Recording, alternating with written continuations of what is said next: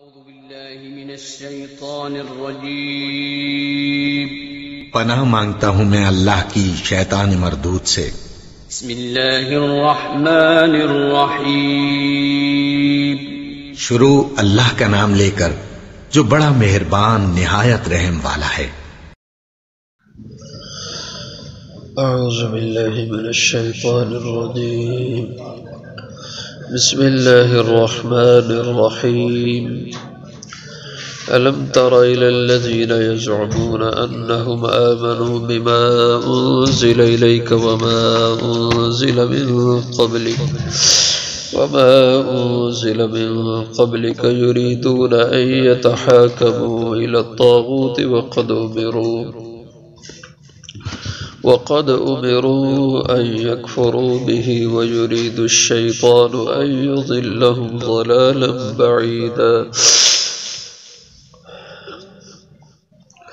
وإذا قيل لهم تعالوا إلى ما أنزل الله وإلى الرسول رأيت المنافقين يصدون عنك صدودا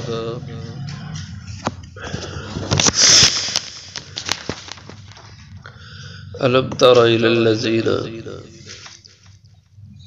کیا نہیں دیکھا آپ نے ان لوگوں کی طرف یزعمون جو خیال کرتے ہیں انہم آمنوا کہ بے شک وہ ایمان رکھتے ہیں بما انزل الیک اس کتاب کے ساتھ جو اتاری گئی آپ کی طرف وما انزل اور اس کے ساتھ جو اتاری گئی من قبل آپ سے پہلے یریدون وہ چاہتے ہیں ان یتحاکموا یہ کہ وہ اپنے فیصلے لے لیں الی الطاغوت یہ کہ وہ فیصلہ لے دیں اپنا الی الطاغوت طاغوت کی طرف وقد امروا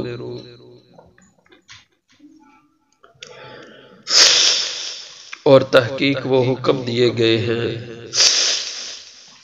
ان یکفروا بہ کہ وہ اس طاغوت کا انکار کریں وَيُرِيدُ الشَّيْطَانُ اور چاہتا ہے شیطان أَن يُضِلَّهُمْ یہ کہ گمراہ کر دے انہیں ضلال بعیدہ دور کی گمراہی میں وَإِذَا قِيلَ لَهُمْ اور جب کہا جاتا ہے انہیں تعالوا آؤ إِلَى مَا اس کی طرف جو انزل اللہ نے اتارا وإِلَى الرَّسُولِ اور رسول کی طرف آؤ رأیت المنافقین تو آپ دیکھتے ہیں منافقوں کو یصدون کہ وہ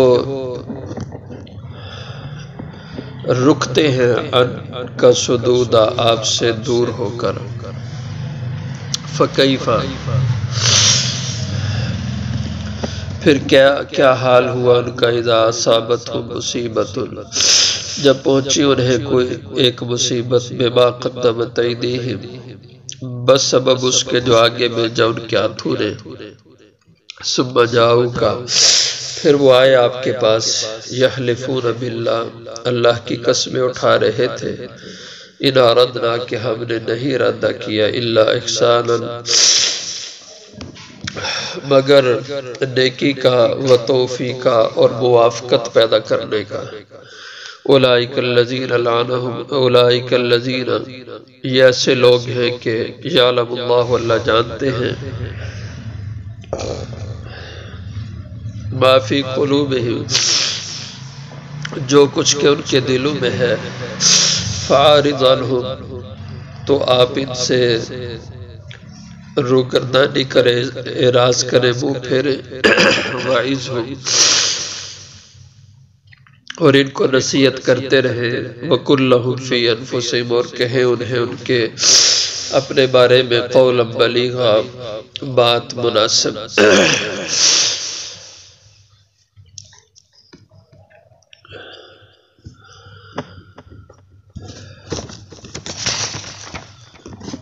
یہ آیات مبارکہ ان میں ایک خاص واقعے کی نسبت سے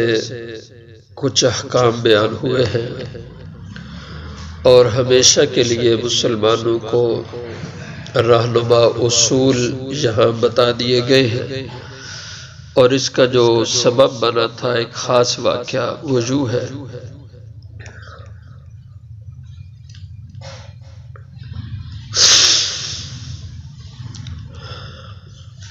مدینہ منورہ میں دو بڑے طبقے آباد تھے، ایک یہودی اور دوسرے مشرکین، اور ان کے 5 قبیلے تھے، 3 قبیلے یہودیوں کے اور 2 قبیلے مشرکین بت پرستوں کے۔ حضور صلی اللہ علیہ وسلم کی آمد سے پہلے کی جو ان کی آبادی اور مدینہ کے لوگوں کی جو نوعیت تھی، اور یہودیوں کے 3 قبیلے بنو نذیر، بنو قریظہ، بنو قینقاع، اور مشرکین کے 2 قبیلے اوس اور خزرج۔ اور یہودی چونکہ پڑھے لکھے لوگ تھے، آسمانی کتابوں کی تعلیم دیتے تھے، یہ اہل علم جانے جاتے تھے، اور مشرک بت پرست یہ ان پڑھ اور جاہل گردانے جاتے تھے، جس کی وجہ سے اپنی تعلیم اور اپنے ذہانت کی وجہ سے یہودیوں نے جو مدینہ کے 2 بڑے قبیلے اوس اور خزرج تھے، ان پہ اپنا تسلط قائم کیا ہوا تھا۔ تجارت، زمیندارہ، اس میں یہ لوگ حاوی تھے، یہودی، اور جو اوس اور خزرج تھے یہ کمزور تھے۔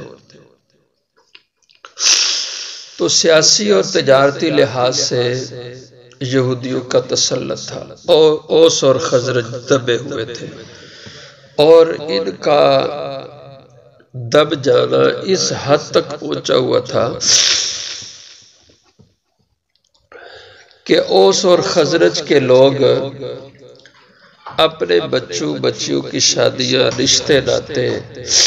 اپنی مرضی سے طے نہیں کر سکتے تھے، بلکہ یہودی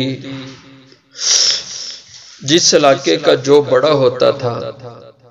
مثلاً ایک محلے میں کسی یہودی کو سربراہی ہوتی تھی، کسی یہودی کی چودراہٹ ہوتی تھی، تو اس محلے کے اوس اور خزرج کے لوگ اس یہودی کی مرضی کے بغیر کوئی کام، اپنے گھریلو معاملات بھی آزادی سے طے نہیں کر سکتے تھے۔ اس بڑے یہودی کی بات آخری ہوتی، فیصلہ کن ہوتی، اس کی اجازت سے ان کے گھریلو معاملات بھی طے ہوتے۔ اس حد تک یہودیوں نے اوس اور خزرج کے لوگوں کو دبا کے رکھا ہوا تھا۔ جب آپ صلی اللہ علیہ وسلم تشریف لائے مدینہ میں، تو آہستہ آہستہ حالات بدلنے لگ گئے، اور پھر یہودیوں کی چودراہٹ وہ کمزور ہوتی گئی۔ اس کے ساتھ ہی ایک طبقہ منافقین کا بھی پیدا ہوتا گیا ہے۔ یہ منافق وہی لوگ تھے جو یا یہودی تھے یا پھر ان مشرکین میں سے، اوس اور خزرج والوں میں سے کچھ لوگ ایسے تھے کہ جنہوں نے اپنے تحفظ کی خاطر یا مفادات کی خاطر اپنا اسلام ظاہر کیا، لیکن اندر سے دل سے مسلمان نہیں ہوئے تھے، ان کو منافق کہتے تھے۔ تو ایک دن واقعہ ایسا ہوا کہ ایک یہودی اور ایک منافق، اس کا نام بشیر لکھا ہے، ان کا زمین پہ تنازع ہوا۔ چونکہ یہودیوں کی بھی زمینیں تھی مدینہ میں، وہ بھی مالکانہ حق رکھتے تھے زمینوں میں، اوس و خزرج کے لوگ بھی زمینوں کے اوپر مالکانہ حق رکھتے تھے۔ کسی زمین کے ٹکڑے پر اختلاف ہو گیا یہودی اور ایک منافق کا، یہودی بھی دعوے دار ہے اس ٹکڑے زمین کا، اور وہ منافق بھی اس کا دعوے دار ہے۔ تو انہوں نے کہا کسی سے فیصلہ کروا لے، تو منافق نے کہا کہ جو تمہارا سربراہ ہے کعب ابن اشرف، اس سے جا کے فیصلہ کروا لیتے ہیں۔ یہودی نے کہا بھئی یہ کوئی مذہبی مسئلہ تو نہیں ہے نا، یہ تو مسئلہ ایک مالی مسئلہ ہے، زمین کا مسئلہ ہے، تو ہمارے ان مذہبی رہنما سے کیا فیصلہ لینا ہے؟ تو چونکہ عموماً حضور کے تشریف لے جانے کے بعد یہود سے معاہدے ہوئے سارے معاملات، تو فیصلے حضور کے پاس آتے تھے، اور حضور اکرم صلی اللہ علیہ وسلم مسجد میں ہوتے یا گھر میں ہوتے، جیسی نوعیت ہوتی آپ وقتی طور پر فوراً بات سن کے فیصلہ کر دیتے تھے۔ البتہ کچھ صحابہ کو بھی آپ نے فیصلے کا اختیار دیا ہوا تھا، جیسے حضرت عمر رضی اللہ عنہ تھے، حضرت عثمان غنی رضی اللہ عنہ تھے، حضرت معاذ بن جبل رضی اللہ عنہ تھے، ابی بن کعب رضی اللہ عنہ تھے، حضرت ابو درداء رضی اللہ عنہ تھے، حضرت عبداللہ بن مسعود رضی اللہ عنہ تھے۔ اس طرح کے حضرات صحابہ، حضور نے ان کو بھی اختیار دیا ہوا تھا کہ میں مصروف رہتا ہوں، تو بعد دفعہ اگر زیادہ لوگوں کے فیصلے آ جائیں تو تم بھی ان کے فیصلے کر دیا کرو، تمہیں اجازت ہے۔ تو یہودی نے کہا بھئی فیصلے پہلے بھی تمہارے نبی کرتے ہیں، تو یہ بھی ان سے جا کے فیصلہ کروا لیتے ہیں۔ لیکن منافق حضور کی طرف فیصلہ لانے کے لیے تیار نہیں تھا اور ہچکچاہٹ محسوس کر رہا تھا، اور یہ چاہ رہا تھا کہ کعب ابن اشرف جو یہودیوں کا سردار تھا اس سے فیصلہ لے، کیونکہ یہ ناحق تھا اور یہ دھوکے بازی سے یا چال بازی سے فیصلہ لینا چاہتا تھا۔ اصل وہ زمین یہودی کی تھی اور اس منافق کا دعویٰ غلط تھا۔ تو ان کا بحث مباحثات تکرار ہونے لگا، آخر منافق کو مجبور ہو کر حضور کے پاس اپنا فیصلہ لانا پڑا۔ دونوں آگے آپ صلی اللہ علیہ وسلم کو اپنا قصہ سنایا۔ یہ مقدمہ ہے، آپ مسجد نبوی میں تشریف فرما تھے، آپ نے دونوں کی بات سن کے فیصلہ دیا کہ زمین یہودی کی ہے اور یہ بشیر نامی منافق یہ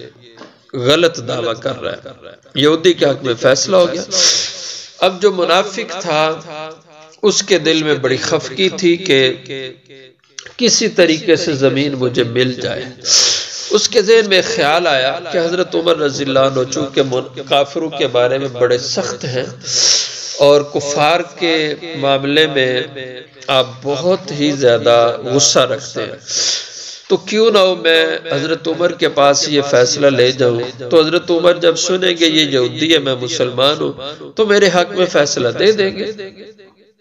حضرت عمر کے پاس گئے، یہودی بھی ساتھ ہے اور منافق کی برادری کے کچھ اور لوگ بھی منافقین اس کے ساتھ تھے۔ حضرت عمر رضی اللہ عنہ کے پاس گئے، یہ ہمارا مقدمہ ہے، جھگڑا ہے، آپ فیصلہ سنا دیں۔ حضرت عمر رضی اللہ عنہ نے دیکھا کہ ایک طرف یہودی اور ایک طرف ایک منافق ہے جو مسلمان کہلاتے تھے، تو یہ میں اگر فیصلہ کروں یہودی کے خلاف تو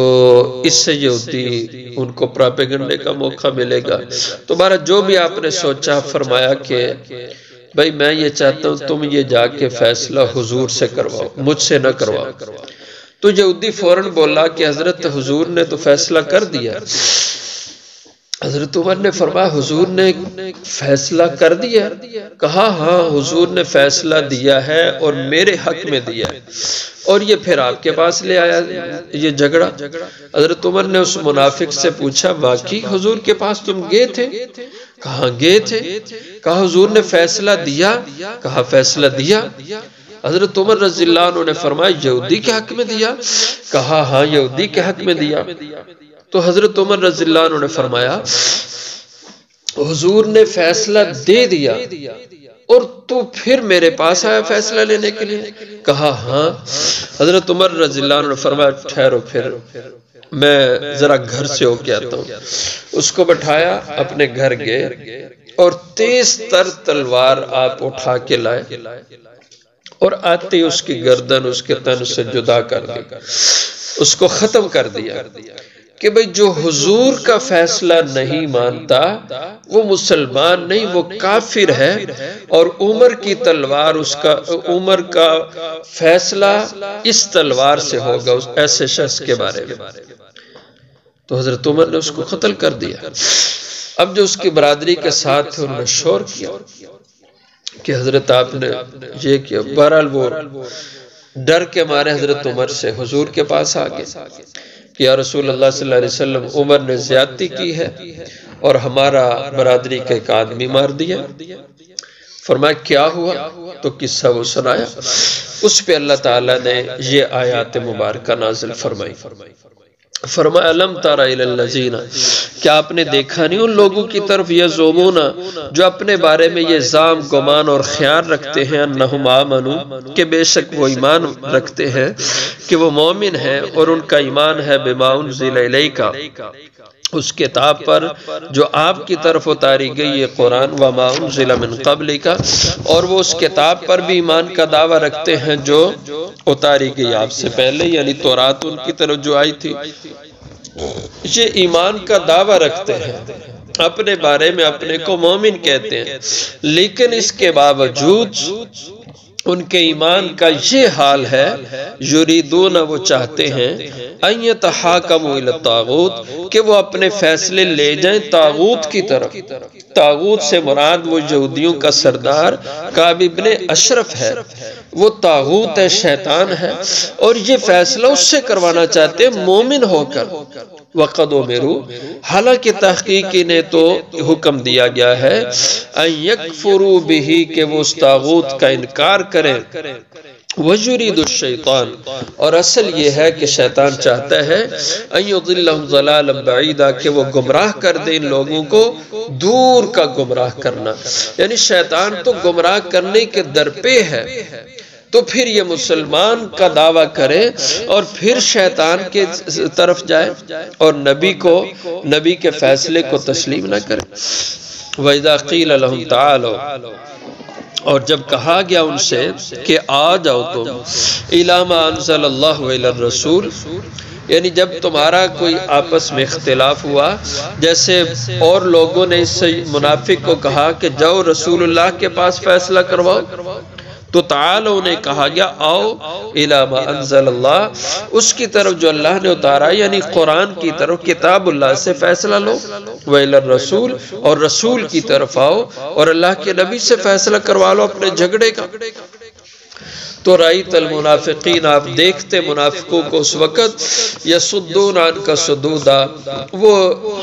رک رہے تھے، دور دور ہو رہے تھے آپ سے، یعنی آپ کی طرف فیصلہ لانے کو تیار نہیں تھے، جیسے اس منافق کا عمل تھا۔ فَكَيْفَ إِذَا أَصَابَتْهُمْ،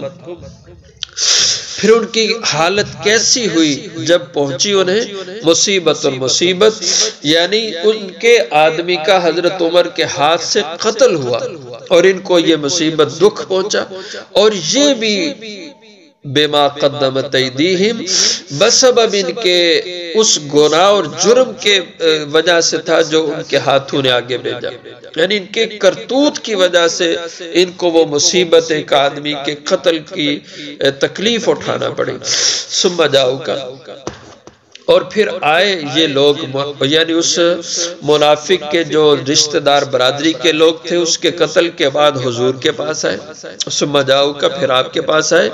یحلفون باللہ، اللہ کی قسمیں کھا رہے تھے آپ کے سامنے، ان اردنا الا احسانا و توفیقا، کہ جو ہم حضرت عمر کے پاس فیصلہ لے کے گئے تھے، یہ مطلب نہیں تھا کہ آپ کا فیصلہ نہیں ہم مانتے تھے یا آپ کا فیصلہ منظور نہیں تھا، ہم تو چاہ رہے تھے کہ حضرت عمر اس معاملے میں شاید کوئی ایسا فیصلہ کرے جس پہ دونوں فریق راضی ہو جائیں اور دونوں کا مسئلہ حل ہو جائے، کوئی صلح کی صورت بن جائے۔ ہمارا مطلب یہ بالکل نہیں تھا کہ آپ کا فیصلہ منظور نہیں، یعنی غلط باتیں کہہ رہے تھے، قسمیں کھا رہے تھے آپ کے سامنے، ان اردنا، کہ ہم جو فیصلہ آپ کے پاس سے لے کر حضرت عمر کی طرف گئے تو ہم نے نہیں اس سے ارادہ کیا الا احسانا، مگر نیکی اور اچھائی کا، و توفیقا، اور ان دونوں میں موافقت پیدا کرنے کا۔ ہماری نیت غلط نہیں تھی، حالانکہ صاف